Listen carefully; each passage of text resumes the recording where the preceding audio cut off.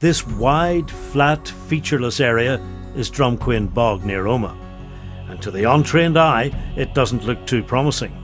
But it too holds some surprises. What we think is that this is a track which was laid in the bog as the bog was beginning to accumulate to facilitate access across the bog between two areas of higher land, probably a farm or two habitation sites. The wood has been sampled and it's been tested by Queen's University for radiocarbon dating, and the date that's come back is approximately 3,500 years ago, which would place the trackway in what we now term the Bronze Age. So what have you got there? Well, here we've got one of the transverse timbers that would have gone along the edge of the track, and we can see actually the cut ends of it here, which would probably, well, the last time this was seen was by someone 3,500 years ago, which is pretty incredible. They've cut the end of this timber, you can see there, to make it the right length and set it in the bog.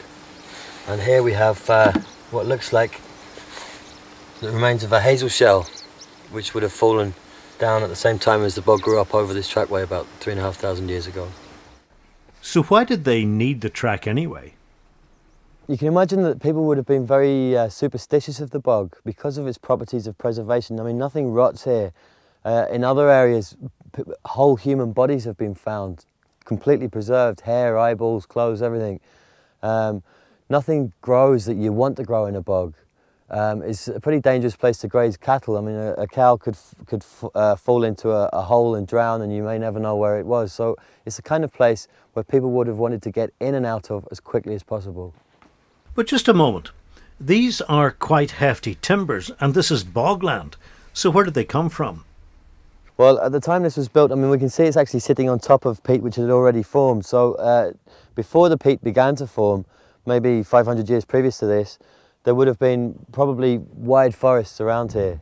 The first farming people to have come in Neolithic times, maybe 1,500 years before this, would have spent a lot of time clearing forests to make farmland, to grow crops and to graze cattle.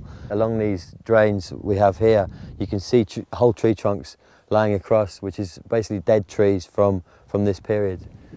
So instead of providing more acres of usable land, the tree clearance encouraged the growth of the bog, which was virtually useless to the farmers. Environmental lessons being learned even then.